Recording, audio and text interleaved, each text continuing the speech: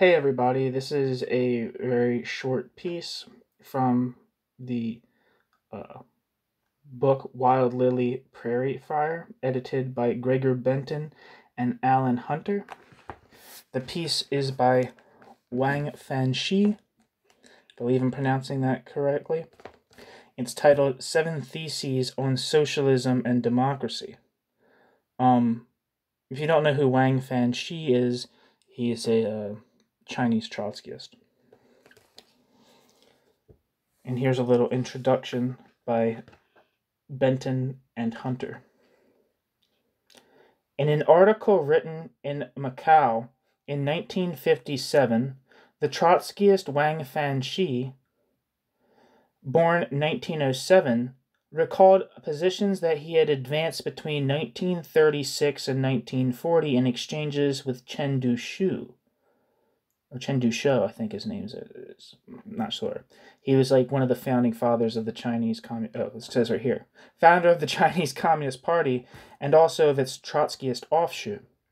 In the mid to late 1930s, the Moscow show trials and Stalin's alliance with Hitler caused Chen to conclude that Lenin's denial of the value of democracy was in part responsible for Stalin's crimes, and that dictatorship of any sort, revolutionary or counter-revolutionary, is incompatible with democracy. Whereas for Lenin, proletarian dictatorship was simultaneously, at least for the workers, the most extensive form of democracy. Chen no longer bothered to distinguish between various democratic rights from democracy as the bourgeois governing form.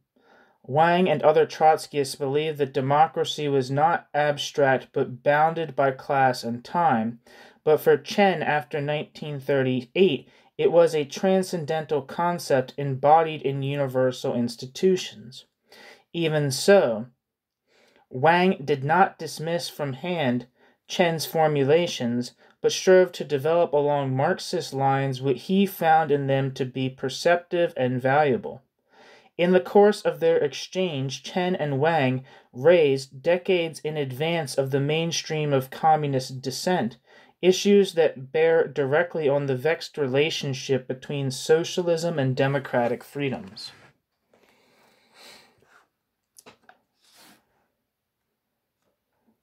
All right, so here we go. It's only 2 pages long. 1. Under present historical conditions, if the proletariat, through its political party, aims to overthrow the political and economic rule of the bourgeoisie, it must carry out a violent revolution and set up a dictatorship to expropriate the expropriators. So in 9 cases out of 10, it is bound to destroy the bourgeoisie's traditional means of rule, the parliamentary system. To complete such a transformation, quote, peacefully, end quote, through parliament is practically, if not absolutely, impossible. 2. A proletarian dictatorship set up in such a way neither must nor should destroy the various democratic rights, including habeas corpus, freedom of speech, the press, assembly and association, the right to strike, etc., already won by the people under the bourgeois democratic system. 3. The organs of the dictatorship elected by the entire toiling people should be under the thoroughgoing supervision of the electors, and recallable by them at all times, and the power of the dictatorship should not be concentrated in one body, but should be spread across several structures so that there is a system of checks and balances to prevent the emergence of an autocracy or monocracy. 4. Opposition parties should be allowed to exist under the dictatorship as long as they support the revolution. Whether or not they meet this condition should be decided by the workers and peasants in free ballot. Opposition factions must be tolerated with... I don't know if I said the last section, but this is section 5. This is thesis 5. Opposition factions must be tolerated within the party of the proletariat. Under no circumstances must organizational sanctions, secret service measures, or incriminatory sanctions be used to deal with dissidents. Under no circumstances must thought be made a crime. 6. Under no circumstances must proletarian dictatorship become the dictatorship of a single party. Workers' parties organized by part of the working class and the intelligentsia must under no circumstances replace the political power democratically elected by the toilers as a whole. There must be an end to the present system in the communist countries, where government is a facade behind which the secretaries of the party branches assume direct command.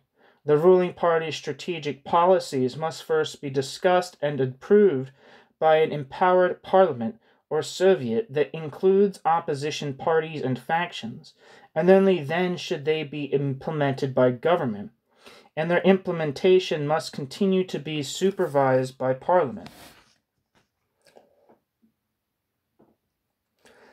Thesis 7.